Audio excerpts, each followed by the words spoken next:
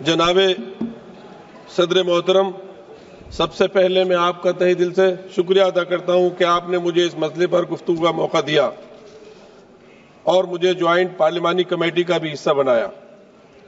सदर मोहतरम, जब हमारा मुल्क आज़ाद हुआ था तो हमारे कायदीन के सामने दो रास्ते थे। वो रास्ते क्या थे और किसने पेश किए थे, ये अब गैर अहम है। असल बात यह है कि हमारे रहनुमाओं की दूरंदेशी और अक्लमंदी की बदौलत मुल्क में हर मजहब को परवान चढ़ने, फलने फूलने और अपने इदारे चलाने की आजादी दी गई, जो कि हमारे आइन की आर्टिकल 25 और 26 में मौजूद है। ये हक महज एक आईनी हक नहीं बल्कि बुनियादी हुकूक का हिस्सा है। आज हमारे ऐवान के सामने जो वक्फ तरमीमी बिल पेश किया गया है, ये न सिर्फ हमारे बुनियादी हुकूक की खिलाफ वर्जी है बल्कि राइट टू इक्वलिटी के भी साफ खिलाफ है। इसको सदर मोहतरम मुल्क की दूसरी मेजोरिटी कभी कबूल नहीं करेगी। सदर मोहतरम, इस बिल में सबसे पहली तरमीमी वक्फ एक्ट के नाम तब्दील करने की है। मैं कहता हूं नाम बदलना तो एक मामूली बात है, क्योंकि असल में जो तब्दीलियां की जा रही हैं उनका वक्फ के बुनियादी उसूलों और फिक़ही कवाइद से दूर दूर तक कोई वास्ता नहीं है। इस तरमीमी कानून का मकसद वक्फ के इदारे को कमजोर करना और उसे बेअसर करना है। तारीखी तौर पर वक्फ के जितने भी कवानीन बने हैं वो इस उसूल पर कायम थे कि मजहब में दिए गए वक्फ के उसूलों और शराइत को खत्म ना किया जाए। सन 1913 का मुस्लिम वक्फ एक्ट, जिसका माननीय मंत्री जी हवाले दे रहे थे, इसी नियत से लाया गया था कि वक्फ के उसूलों को कानूनी तौर पर तस्लीम किया जाए, ना कि उन्हें तब्दील किया जाए। सन 1923 में, सन 1954 में, सन 1995 और 2013 के तमाम तरामीम वक्फ के तहफ़्फ़ुज़ की नियत से लाए गए थे और इसको कुव्वत देने के लिए लाए गए थे, ना कि उसको कमजोर करने के लिए लाए गए थे।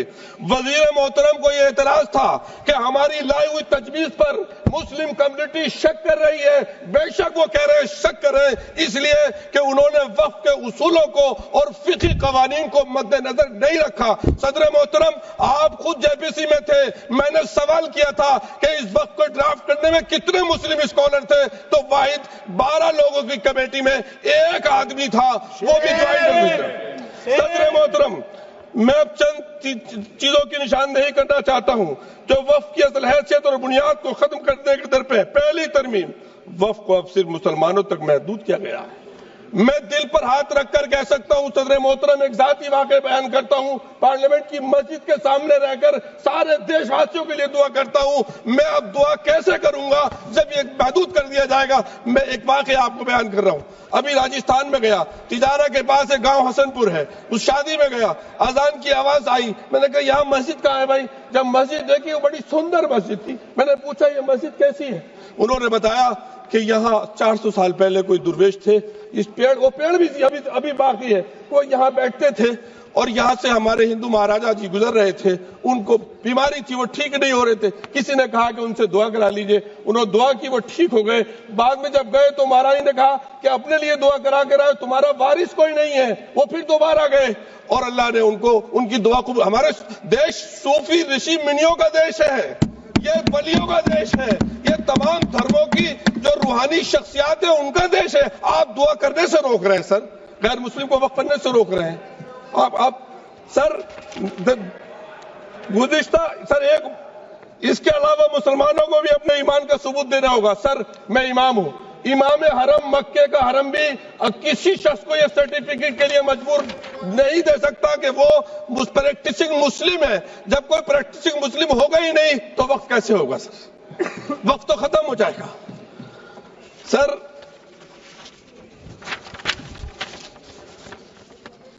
वक्फ बाय यूजर, जिसके मुताबिक अगर वक्फ की दस्तावेज ना हो, डॉक्यूमेंट्स ना हो, वक्फ करने वाले की शनाख्त ना हो, तो लंबे अरसे से जारी इस्तेमाल को वक्फ माना जाता है। यह उसूल हमने नहीं बनाया, प्रीवी काउंसिल के फैसलों से बाज़ाब्ता तौर पर यह उसूल माना गया سر 100 سال پرانی مسجد تو باقی رہے گی، لیکن 600-700 سال پرانی اگر مسجد کا کوئی ریکارڈ نہیں ہے تو آپ کہیں گے یہ وقف یوسف نہیں ہے۔ ارے سر کتنا ہم لوگ یقین کریں؟ تیسری ترمیم بورڈ کے انتخابات کو ختم کر کے اسے مکمل سرکاری ادارہ بنایا جا رہا ہے۔ دلی کی مثال ہے اس کی، دلی وقف بورڈ کو تحلیل کر کے اس کا انتظام ایک ایڈمنسٹریٹر افسر کے حوالے کیا گیا، جو ایک طرف ریلیجیس کمیٹی کا چیئرمین تھا، دوسری طرف وقف بورڈ کا ایڈمنسٹریٹر تھا۔ اس نے بہادر شاہ ظفر جس مسجد کے لیے ریپیئر کے لیے بولا تھا، میرے پاس ڈاکومنٹس ہیں اس مسجد کے، وہ راتوں رات مسجد اخوندی مہرولی میں شہید کر دی گئی۔ سر اس سے ایسا میسج آئے گا، ہم لوگ، میں تو اس سے میسج کیا، بہت سے لوگ پتہ نہیں کیا کیا کہتے ہیں سر، لیکن حقیقت یہ ہے کہ شاید ان کا آخری ہو یہ ستم، ہر ستم سوچ کے ہم یہ سہ گئے، ہم وفا کر کے بھی تنا رہ گئے، ہمارا نام کیوں نہیں لیا جاتا آزادی کے؟ کتنی قربانیاں دی ہیں سر، میں اور کیا کہوں؟ کچھ لوگ تو اتنے ماہر ہیں، دامن پہ کوئی داغ نہ، دامن پہ کوئی داغ نہ، خنجر پہ کوئی دھبا، تم نشر کرو ہو یا کرامات کرو۔ سر ہمیں ان سے وقف کی امید کیسے کر سکتے ہیں جو نہیں جانتے وقف کیا ہے؟ ان سے کیسے امید ہے وفا کی؟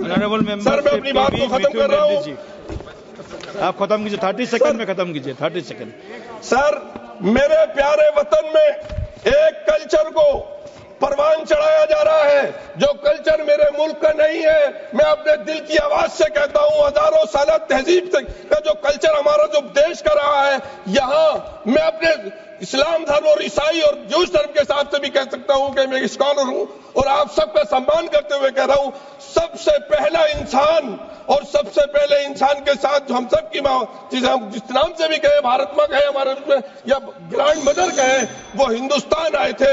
تمہاری تہذیب اپنے خنجر سے آپ ہی کرے گی۔